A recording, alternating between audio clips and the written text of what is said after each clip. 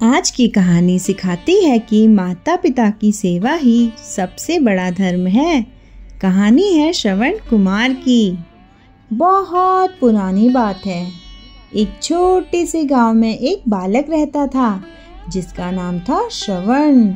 वह अत्यंत आज्ञाकारी, विनम्र और सेवा भाव से भरा हुआ था।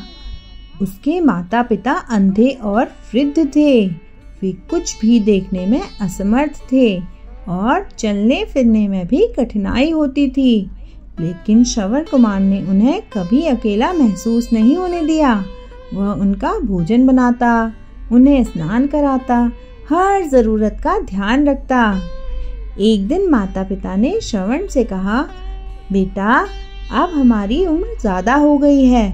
मृत्यु से पहले हम 4 धाम की यात्रा करना चाहते हैं, परंतु हम अकेले नहीं जा सकते। श्रवण ने तुरंत उनका मन समझ लिया। उसने एक लकड़ी का कावड़ बनाया, जिसके एक ओर माता और दूसरी ओर पिता को बिठाया और खुद कंधे पर उठाकर तीर्थ यात्रा के लिए निकल पड़ा।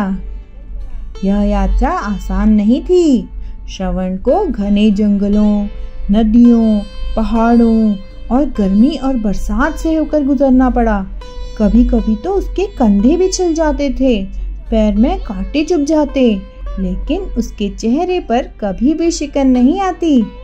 वह दिन भर माता पिता को तीर्थों के दर्शन कराता, रात को कहीं पेड़ के नीचे उन्हें सुलाता, खुद जमीन पर सोता और हमेशा यही कहता, माँ पिताजी, आपके आशीर्वाद से मुझे थकान नहीं होती।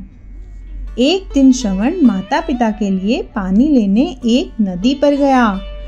उसी समय अयोध्या के राजा दशरथ शिकार के लिए जंगल में आए थे। राजा दशरथ बहुत अच्छे निशानेबाज थे। वे आवाज सुनकर तीर चलाने में माहिर थे। उन्हें झाड़ी के पीछे से पानी में कुछ हलचल की आवाज आई। उन्हें लगा कोई जानवर पानी पीने आया है। उन्होंने निशाना साधा और फिर तीर चला दिया। तीर सीधे श्रवण को लगा। वो जोर से चीखा। उसकी आवाज सुनकर राजा दशरथ उसके पास पहुंचे।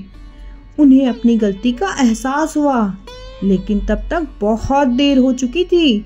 श्रवण राजा दशरथ से कहता है कि उसके माता पिता देख नहीं सकते हैं और वह उनके लिए पानी लेने नदी पर आया था। वह राजा से विनती करता है कि वे जाकर उसके माता पिता को पानी दे दें और उन्हें बता दें कि उनका बेटा श्रवण आपके द्वारा मारा गया। इतना कहकर वह प्राण त्याग देता है। राजा दशरथ पानी लेकर श्रवण के माता पिता के पास पहुंचते हैं और उन्हें सारी बात बताते हैं। श्रवण के माता पिता फूट फूट कर रोने लगते हैं। वे राजा दशरथ से कहते हैं, हे राजन, तूने हमारा जीवन छीन लिया है। हमने अपने बेटे को कभी देखा नहीं, लेकिन उसकी आवाज ही हमारा संसार थी। अब तू भी अपने पुत्र के वियोग में तड़पेगा। और वही हुआ। बाद में जब राम वनवास गए तो राजा दशरथ पुत्र वियोग में ही चल बसे।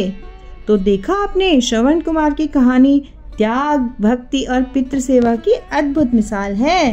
तो कैसी लगी आपको ये कहानी?